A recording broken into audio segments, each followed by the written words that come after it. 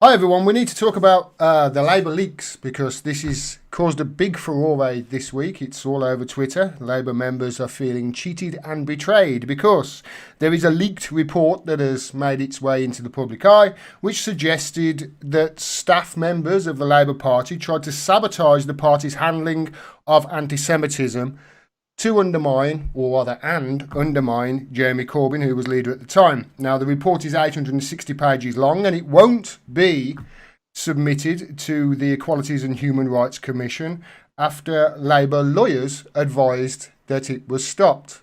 To talk with me about this breaking news within the Labour Party, which just seems to get worse and worse, is somebody who knows a lot about the party's handling of anti-Semitism and undermining Jeremy Corbyn. That's Chris Williamson, former Labour MP for Derby North. How are you, mate? I'm all right, thanks very much indeed. Enjoying the weather. Yeah, me too, although it's typical, isn't it? We're told to stop indoors as soon as it starts being sunny. What do you make of this report, Chris? Have you seen it? And, I mean, we'll come on to Keir Starmer, Sir Keir. We'll come on to his reaction in a bit because that's a doozy. But what do you make of this report, and why would party members be trying to sabotage any handling of anti-Semitism compliance? What do you make of it all, mate? Well, I think it's one of the most infamous chapters in the Labour Party's 120 years history. It's truly shocking reading. I'm wading my way through it now. As you say, it's over 800 pages long. And I've been dipping in and out of it as people have been contacting me who have been named in the document, who are incredibly hurt and upset and distressed by some of the remarks which are contained therein. And obviously, what it does reveal is that we had a cancer right at the heart of the Labour Party. Many of us suspected it, knew it, but to see it actually confirmed in black and white is still very, very shocking indeed. To see people and using the sort of language that they were using as well is incredibly troubling in my view. And to have a situation where in the run into the 2017 general election, you'd got people at the very top of the Labour Party who were charged with helping to secure a Labour victory, actually working for a Labour defeat.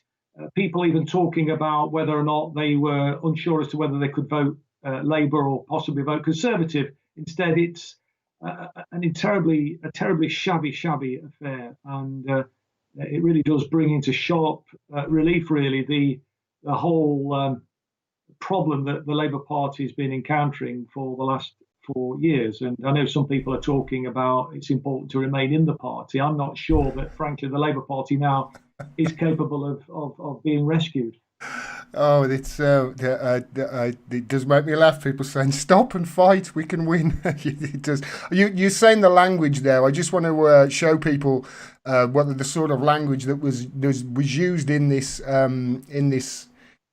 report. So this is something. This is an article I'm showing on the screen at the moment. You can't see it, Chris, by somebody called Sienna Rogers. And I just want to highlight. There's a bit down here I highlighted. The report claims to reveal comments from staff members, including describing Corbynites as nutters, describing of hanging and burning Jeremy Corbyn, calling Lotto, which is sort of like their headquarters, the Labour headquarters, calling Seamus Milne a total mentalist and nutter, referring to Lotto's Carrie Murphy as Medusa, crazy, a bitch-faced cow, crazy snake lady, and saying her face would make a good dartboard. The report includes messages allegedly showing how staffers talked about pro-Corbyn young Labour member with mental health problems. So this is a young Labour member, Chris, that they're talking about with mental health problems. And they're saying that they're hoping that the member dies in a fire, saying I wouldn't piss on him to put it out, and adding, wish there was a petrol can emoji. This is disgusting. And my question to you, so one of the things that I cannot stand about politics, and I know a lot of people, a lot of working class people, ordinary people feel the same way, and that they're never consistent, are they, these politicians, Chris? I know you were, that's to your detriment, that's one of the reasons why I think they kicked you out. But if this was a Tory WhatsApp group, how do you think Sir Keir, or as I call him, Mr. Irrelevant now, how do you think that they would be reacting to this? Wouldn't they be calling for these people to be expelled from the Conservative Party? And this is within their own party and they're doing nothing. I think they most certainly would do. I mean, look, these remarks are loathsome, hateful, truly offensive and detestable. And for them to be uttered by senior Labour Party figures, I mean, you're absolutely right. We would be truly appalled and shocked and calling for swift action from the Conservative Party were it to have been language used in a Conservative Party WhatsApp group.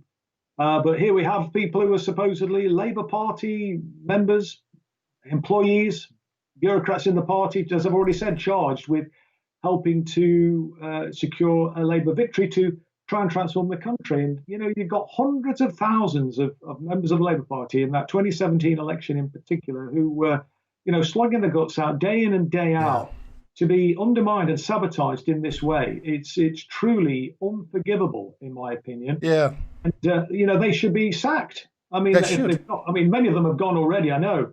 But, you know, we're looking at what further action that we might be able to take. I know that some of those people responsible for these spurious accusations and smears are trying to cover their tracks and threatening legal action against people for having the temerity to share the report. Saying that they could be in breach of data protection law, and I'm going to come in libel actions, etc. I've got to come on to that. Designed to scare people into suppressing what is a truly devastating expose of the type of people that we're dealing with here.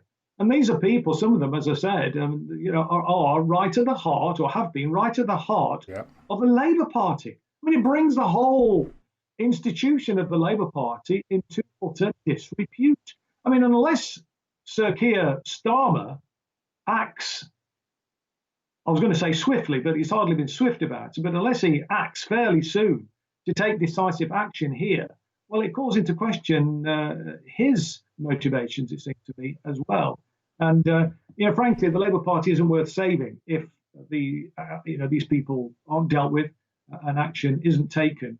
And that a new chapter is begun. I mean, we absolutely need to turn a page on this, but in order to do that, we have to take action and put in place procedures that actually can ensure this can never ever happen again.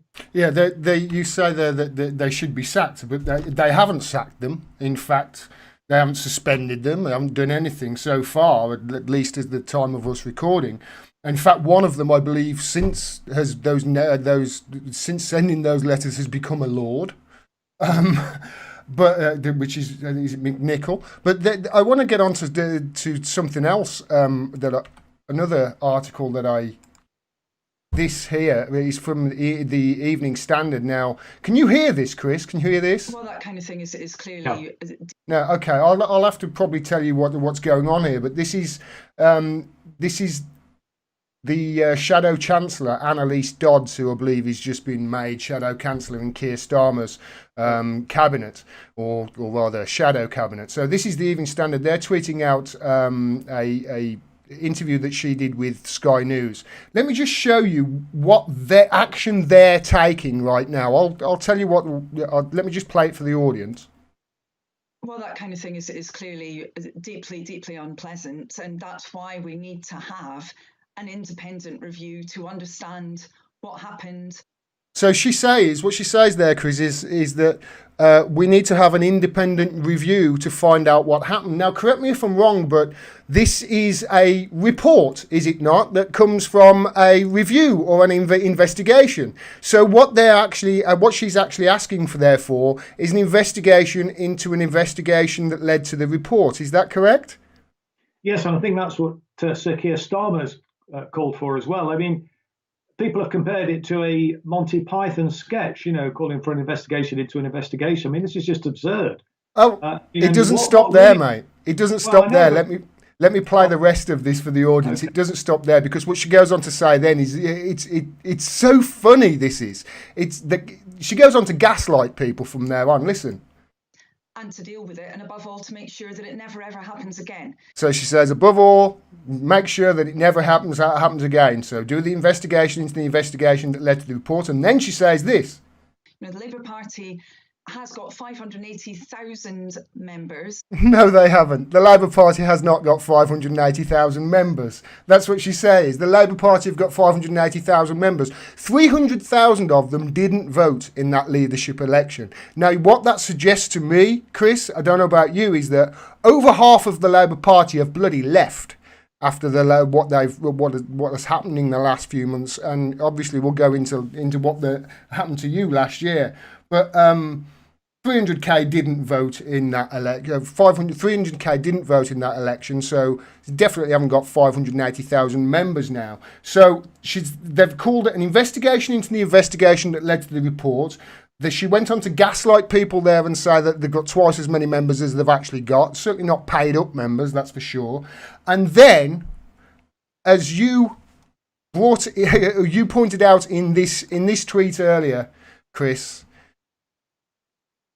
the response to the character assassination, smears and sabotage exposed in the Labour Leaks document is to shoot the messenger. Sir Starmer, as I call him, Mr. Irrelevant, wants an inquiry into how it was leaked. And now these characters are threatening legal action against those exposing the abuse. They don't actually want to look into this report or get to the bottom of it. They just want to discredit it, don't they, mate? Well, it looks that way, certainly. And, look, if I was a leader of the Labour Party and I was presented with a report like this, then, I would obviously be looking to take action as soon as I possibly could to deal with the people who are responsible. And as Annalise Dodd said there, it's really important that new procedures are put in place. But unless we can actually, or unless the party can, rebuild that trust, then frankly, I think we will see a hemorrhaging of Labour Party members from the party. And I know that, as I've said previously, some people are saying, look, let's stay in the party and fight. We can recover the situation. I'm not sure it's possible. I mean, I gave 44 years of my life, dedicated 44 years of my life to the Labour Party. And I was a very strong tribal Labour Party supporter. I always felt Labour was the best vehicle to deliver some progressive change in the country. But in terms of getting a grip of the party, it's impossible. The fact is that it's owned by the people who are, the sort of people who are behind these disgraceful revelations that we're talking about in this report. The National Executive Committee is an undemocratic institution. Only 25% of the members of the National Executive Committee are elected by the members. The rest are appointed by, trade union bureaucrats or the leader of the party, the parliamentary party. So-called socialist societies send one representative. You've got the leaders of the party in Wales and Scotland send representatives. These people are not elected. So 25% of the NEC's elected, that's all. The Parliamentary Labour Party is completely out of control. They're not subject to any democratic accountability whatsoever. My efforts, when I was going around the country as part of what we called the Democracy Roadshow, where we talked about democratising the party, where we talked about introducing open selections, that was rejected.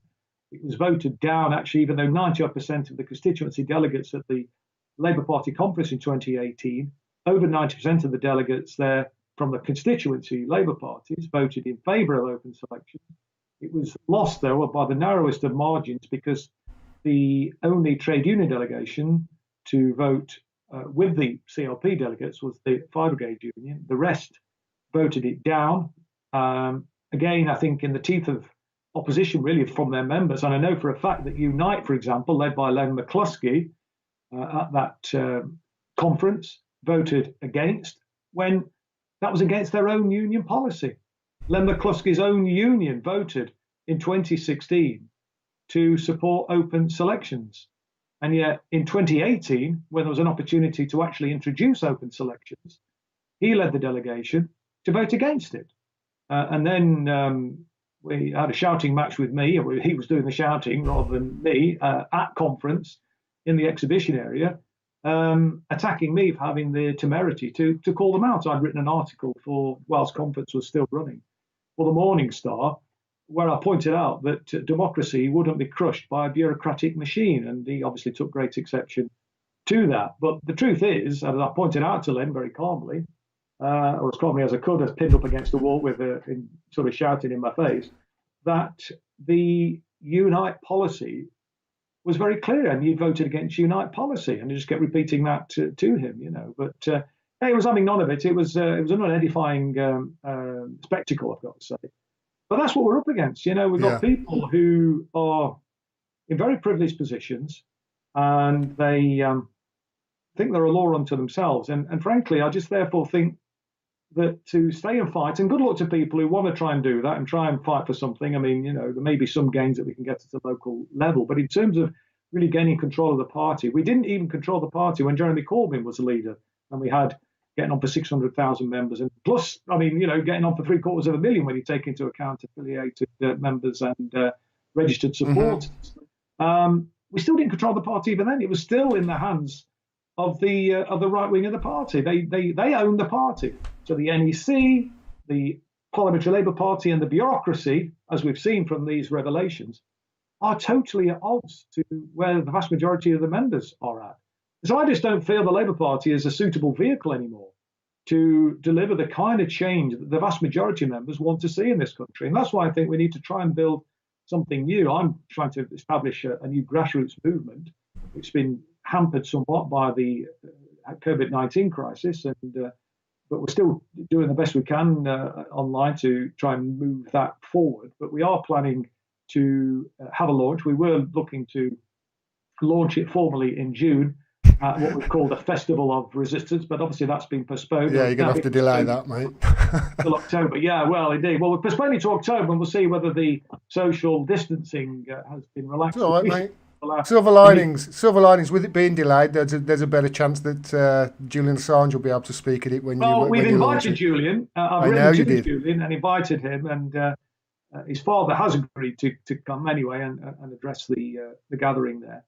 But so we're hopeful that we can build something and try and create a scenario where we are building a genuine grassroots movement that can start actually doing things for itself, rather than wasting a lot of energy inside a bureaucratic structure of the Labour Party for very little return. That would be my concern. I think people could put their energies into building capacity in community, building political consciousness, helping to create worker cooperative community action groups and this type of thing, and really put pressure through like street protests. And we've got people from the Gilets Jaunes planning to come and speak.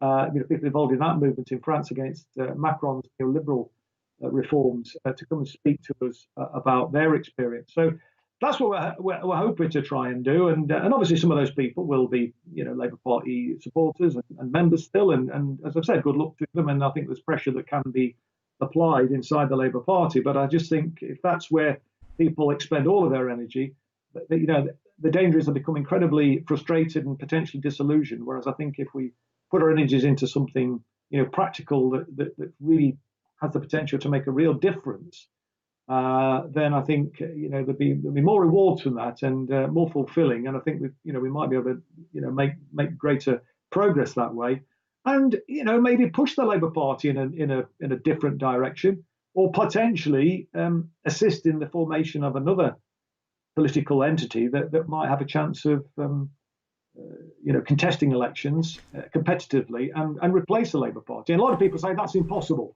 Well, please. The Labour Party was created 120 years ago, and at that time there was a duopoly between the Liberals and the Tories, and Labour came on the scene in the Labour Representation Committee, born out of the trade union movement. So it's not to say that it has a God-given right to remain as a major political party, a major political force. And frankly, I think that it's going down the road of a sort of PASOKification agenda is about to befall the Labour Party. What happened to PASOK, the Greek Socialist Party, which is now basically an utter irrelevance. And we're seeing that with a lot of those sort of left of centre political parties across the continent. And it was only really, I think, the arrival of Jeremy Corbyn that sort of saved the Labour Party from going in a similar direction. Yeah. And now we've got Sir Starmer at the helm. I don't think there's much to to prevent the Pasockification of the party actually happening here too. Yeah, to Sistama, Sakir, as I say, mystery of relevance. I just want to bring people's attention to this.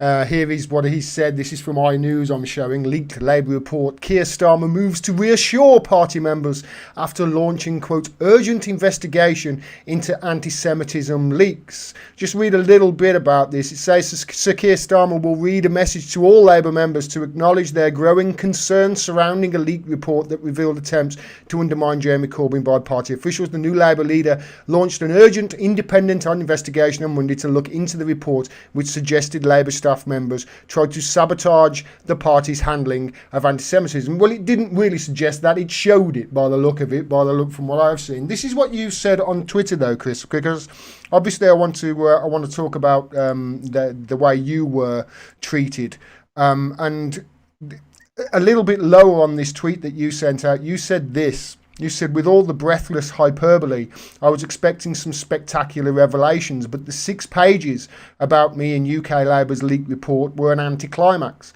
I demolished all those weak allegations last year, and the party has again misrepresented their defeat in the High Court. Now, I want to concentrate on this, Chris, because they didn't half misrepresent your defeat in the High Court, which wasn't a defeat. Remind me, who paid your legal fees in that, Chris?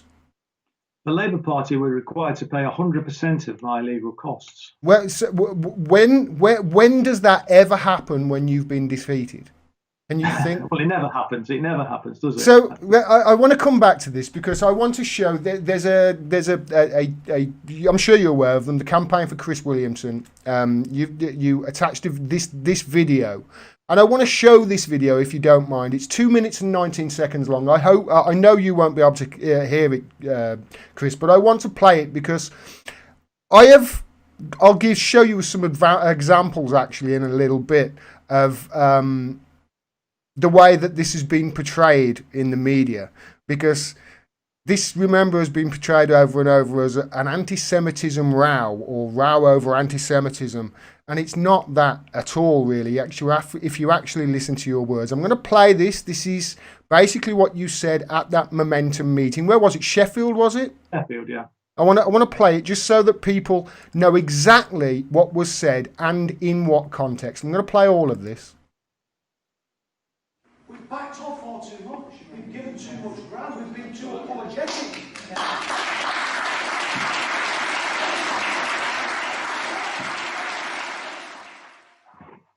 We are not a racist party, are we? We're not an anti-Semitic party. We are the party that stood up to racism throughout our entire history. It was Labour and Jeremy's mum standing shoulder to shoulder with the Jewish community in Cable Street, fighting Oswald Mosley's fascists. It was Labour that was the backbone of the anti-Nazi League in the 1970s, when we confronted the anti-Semites, the racists, the Islamophobes on the streets, and we defeated those fascists, didn't we? And now we, Jeremy, me and others, are being accused of being bigots, of being anti-Semites. And it's almost as if we're living within the pages of George Orwell's 1984. You know, the party that's done more to stand up to racism is now being demonised as a racist, bigoted party. And I've got to say, I think our party's response has been partly responsible for that. Because in my opinion, I never have, I've got to say, we've backed off far too much. We've given too much ground. We've been too apologetic.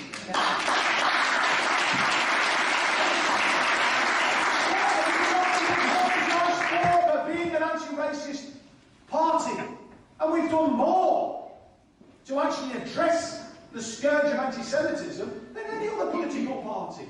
Any other political party. And yet we are being traduced, and grassroots members are being traduced. And I'm not going to stand up and tolerate that in any way, shape or form. Or whenever I get the opportunity to go, I will not allow these people to slag off decent, hard-working, socialist members of our party. I'm just not going to do it. Because it's an absolute bloody travesty what they're saying about party members. And so that's why So Chris Williamson never said that Labour had been too apologetic about anti-Semitism. Never. Chris. That's the whole segment I've just showed. That's the whole 2 minute 20-second segment that's shown in context. You never actually said that, did you? Quite the contrary, actually. I mean, it was 180 degrees opposite to what I actually said, but never let the facts get in the way of a good smear, seems to be. Well, you say that. Never let the facts get into the way of a good smear. Let me just show you this. This is from the BBC that I'm showing on screen now. MP Chris Williamson sues Labour for suspension over anti-Semitism. That's on the 14th of August. And it says here, the line, I've highlighted it in the BBC. Chris Williamson had claimed the party was, quote, too apologetic on anti-Semitism. That's not the case whatsoever. Here's the BBC again. 10th of October, MP Chris Williamson loses anti-Semitism suspension appeal. Not right. It's not right, is it? You won. They paid your legal fees, so obviously you won that case. And again, I've highlighted it. Chris Williamson was suspended in February after claiming Labour had been too apologetic in its response to criticism of handling accusations. Now you can see how they've changed the rhetoric a couple of months later, but here's The Guardian, GCHQ's mouthpiece. Chris Williamson loses legal bid over Labour Party suspension. This was from the 10th of October last year. Court says party, quote, acted, quote, in good faith in case of MP suspended in row over anti-Semitism. Again, that's totally incorrect. Here's another one. Politics Home. Chris Williamson loses court bid to be reinstated as Labour MP. No, you didn't. You won that court bid. You won that. They paid your fees. Here's Sky News. General election. Labour blocks anti-Semitism row MP Chris Williamson from standing. Do you see how they're changing the wording on this? Labour blocks anti-Semitism row MP Chris Williamson from standing. Again, you weren't talking about anti-Semitism. Here's one from The Telegraph. John McDonnell under fire over Labour group's support for anti-Semitic row MP Chris Williamson. Here's another one from The Guardian. MP suspended for suggesting party was, quote, too apologetic about anti-Semitism and readmitted. Again, not true. Again, the exact opposite, essentially, of what they're implying there. Here's from the Metro. Chris Williamson allowed back into Labour after suspension over anti-Semitism row. Again, associating you with anti-Semitism. And here's the last one. This is from the JC. This is one of the most disgusting ones, and obviously there were lots of these. Outrageous Labour lifts suspension of, quote, Jew baiter MP Chris Williamson. Chris, what's it like to be faced with, let's face it, complete and utter bollocks being written about you for over a year? Well, it's not a pleasant place to be. It's quite despicable, really. And I'm in good company, though, of course. There's plenty of other people who have been subjected to similar and indeed worse treatment in this country and obviously abroad, where being a socialist can get you locked up, beaten, or even assassinated. So, I haven't experienced anything like that. And no, it's not pleasant. And I think the last time I was on your program, Gordon, I touched on this. But the thing that really got me through was the amazing solidarity from supporters up and down the country. Members of the party rallied to my support. Interestingly, the characters who have been exposed in this leaked document, even after the COVID-19 lockdown started, were continuing the purge of socialists of the Labour Party. And 3 members, and there are probably many others as well who haven't been in touch with me, but 3 members, after the lockdown had started, said they'd received letters from the Labour Party suspending them from the party.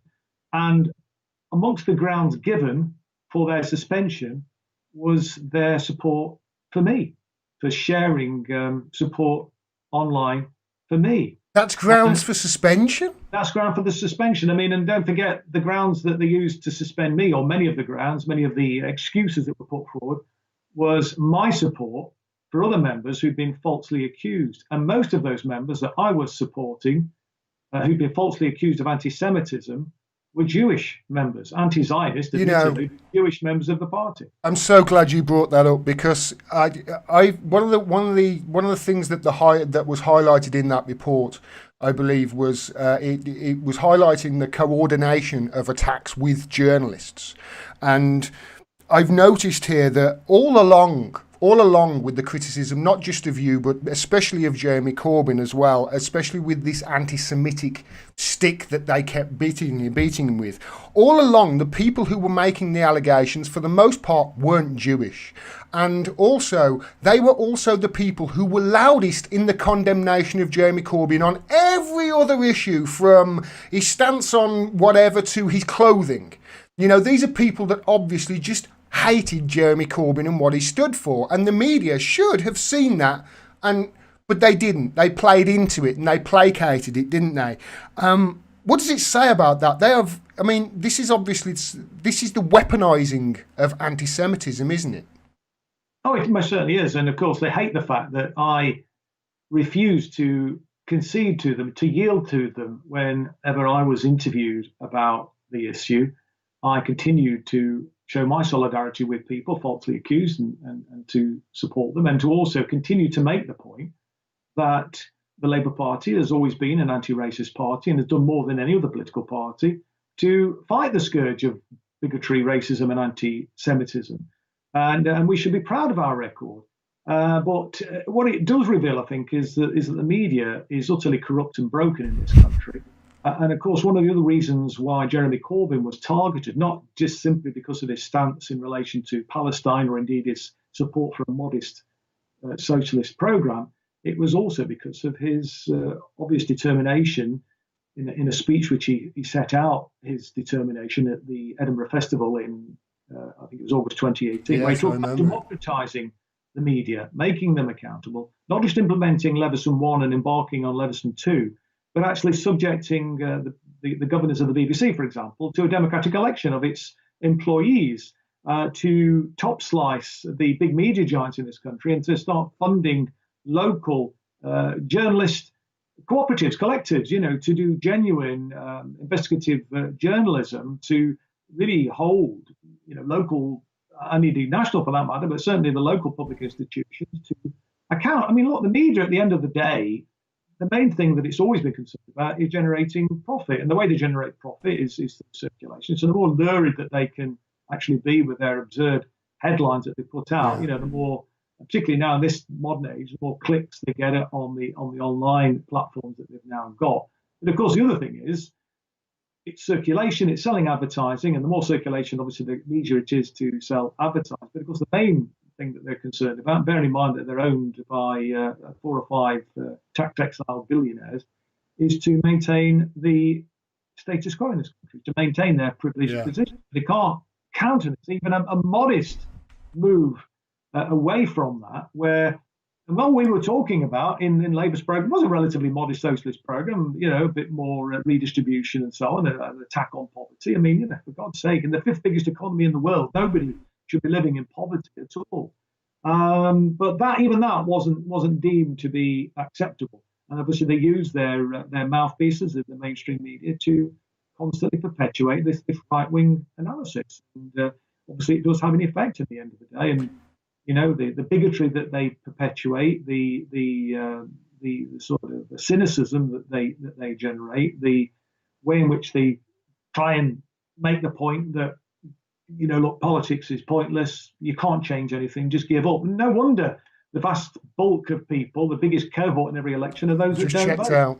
And that's what they want. I mean, and frankly, with the way the Labour Party is going now and the way it was going prior to that, little wonder that people were opting out of actually, voting, because you've got the Tories on the one hand and then you've got the Tory Party Mark II on the other. Yes, slightly better. I was a member of it at the time. There was some modest gains that were made, but it should and could have done so much more than it did. And a lot of people just felt that democracy had failed them. It hadn't addressed the main problem that they were having to experience on a daily basis, particularly in the places like the coalfield communities, the old steel towns and textile towns, etc., but in the north of the country. They've just been abandoned, cynically abandoned. And I think Jeremy and the agenda that he was promoting offered a bit of hope to people, and they wanted to destroy that hope, and unfortunately, that they've certainly succeeded in damaging the Labour Party, in smashing the Corbyn project. And I just wish Jeremy had been stronger in standing up to them. If he'd done that, if Yeah, he'd me fought, too. he would have. I'm sure he would have prevailed, because the overwhelming majority of the grassroots members, who the party should in theory belong to, but it doesn't, would have got behind him, and I think we could have won, and we could have been transforming this country now for the better. Instead, we've got Bojo at the helm, a turbocharged neoliberal, committed to the kind of status quo that has left so many people struggling to make ends meet. You mentioned the media there. The one highlight really with this pandemic is that the media looks like they're dead. It looks like they're certainly any media that has relied on the advertising model. They're all on Twitter at the moment begging #buy a paper. So silver linings and all that. I showed a lot of the headlines there misrepresenting what went on last year with you, Chris. How many people are you going to be suing going forward? Because I really would, if I was you, I'd be suing a lot of people, at least trying to. Well, there's a lot of people I'd love to be issuing writs against, I can tell you that. A few very high profile people. Yeah, I can imagine. It's a financial risk, and my own legal case against the Labour Party alone costs nearly £100,000, just under £90,000. So it's not cheap. Taking legal action is not cheap, and this is why. Wait a minute. That Labour had to pay. Yes. So, that's so no wonder you must have felt awful then. So, because the people who then had to pay for your representation for suing the Labour Party for what they did to you, or taking them to court, were the Labour Party members. Yeah, because that's where their funds come from. Oh, that must have really hurt. Well, obviously, it wasn't my intention ever to. I could never. If you'd have said to me 10 years ago, I'll be taking the Labour Party to the High Court, you'd think it was preposterous. That'd be ridiculous. Of course, I'd never do that. I was a very loyal Labour Party. In fact, you'd struggle to find a more loyal party member than I was, I've got to say. So if they can do that to somebody like me, nobody's safe. And it was only because, being an MP and I've been in the news a little bit, and so had a bit of a profile, we were able to raise the finance through crowdfunding. I'm, from modest means. I've got obviously you weren't the only person in the Labour Party who was felt the victimisation of this. There are many others. I'm thinking, just higher profile ones that maybe wouldn't have been able to get the funds. People like Jackie Walker, people like Asa Winstanley, who've obviously been treated terrible. And that's just to go. My mate Pete Gregson is the same. He did, he's a real supporter of democracy, and that's the thing that it comes down to, isn't it, mate? First of all, I want to leave you with a couple of things. First of all, I want to talk about the other people who were affected by this. How you're launching this left legal fund, aren't you? How is that going to help these people going forward, and how can they maybe get in contact with you and try and formulate some strategy of actually fighting back? Yeah. Well, certainly yes. What we did is to use the costs that were awarded against the party to establish a left legal fighting fund. That's why we set up our own crowdfunding platform, because always the intention was that if I was successful, that we would then use any cost to try and help others. So, the Labour Party essentially not just paid my cost, but it's also been paying the cost of other people who we've been representing since that. And there's a number of people that we've already been supporting. Interestingly, Jewish, and there's a Palestinian lad who has been accused as well, and he was someone who's experienced the horrors of living in Gaza, who's had relatives murdered by the Israeli Defense Force, who was himself shot by an Israeli sniper, and he's been accused now of being a racist. It's just a horrendous. And looking through the allegations put to him, just the impertinence of the questions of somebody with his background, his experiences, to have to respond to this kind of thing. It's beyond disgusting. It truly is reprehensible that the Labour Party is doing this. I also know a number of people who have been subjected to these appalling smears and allegations and then suspensions have experienced real severe mental ill health as a consequence of that. It's really affected people. It's their whole identity. They've given their life to this movement. They've given their life to fighting racism, and then now suddenly they're being accused of being a racist. Somebody I was just speaking to just this morning, one of the earlier cases, who joined the Labour Party, inspired by the agenda that Jeremy Corbyn was articulating. And he was accused of the most appalling things, being a Holocaust denier and so on. It's complete fabrication, a complete fabrication. However, his case ended up in the national media. Indeed, it was reported internationally.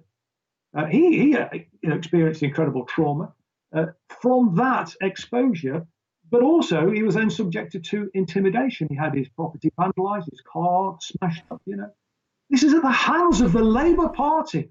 This is what disgusts me so much. This is the party that historically has been standing up for these people. Exactly. It's outrageous. And now in letters that the Labour Party is sending out to people, it has a disclaimer in there saying that if you're feeling under pressure, you can contact the Samaritans or your doctor.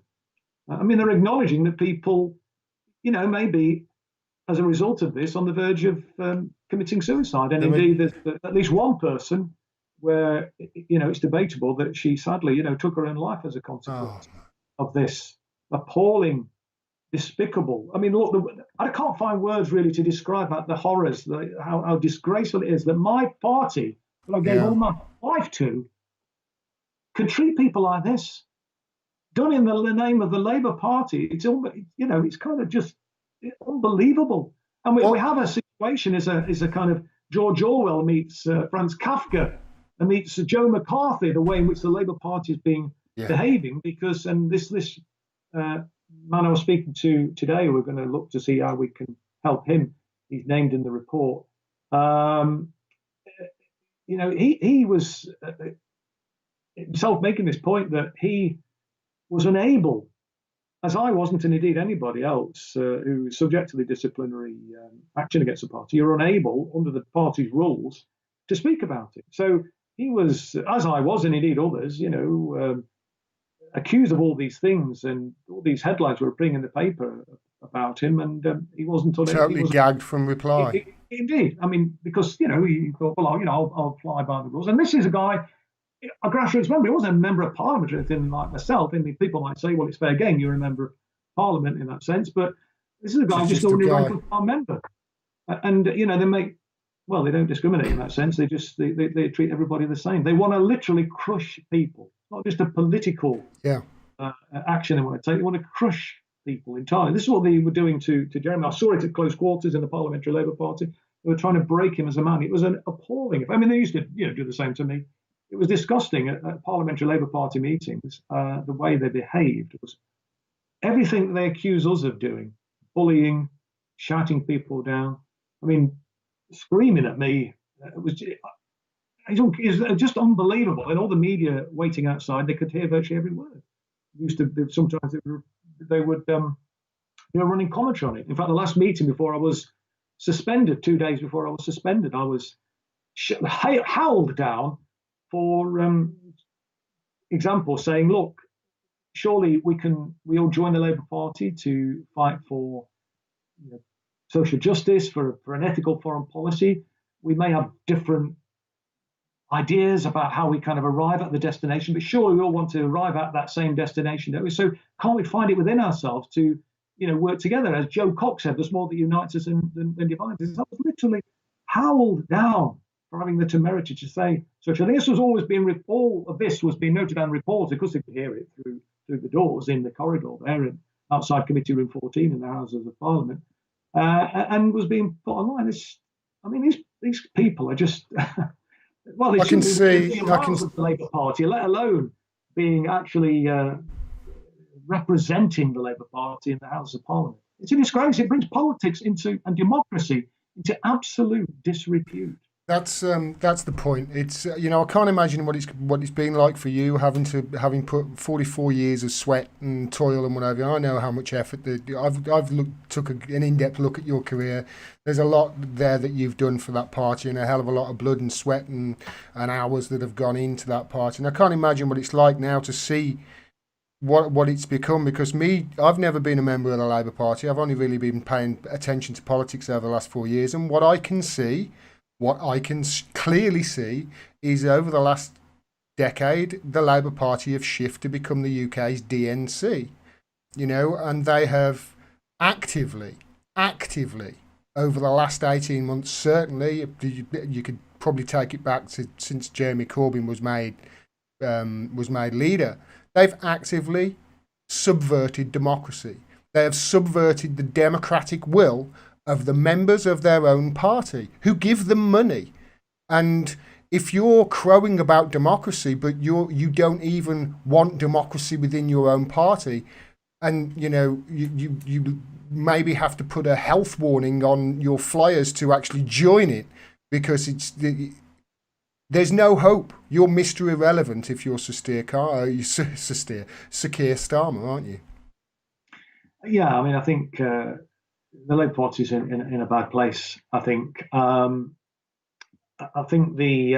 analysis that you've just outlined there about it being an anti-democratic institution frustrated Vox. I think it probably goes back further than that. It's just been brought into sharper focus, I suppose, because for the first time probably in the Labour Party's history, really, maybe since Keir Hardie, we've had a socialist as the leader of the party, and the potential to really make a difference. I guess you could say Michael Foot as another example of someone who was absolutely traduced and demonised in a similar sort of way in which Jeremy Corbyn was, but I think it's been far worse. And I think the reason that they were, I suppose, even more virulent against Jeremy was that there was a real prospect, I think, of him getting into office, and it was probably less so under Michael. Although in the early days of Michael Foot's tenure, of course, I mean, Labour was riding quite high, but then the SDP was founded by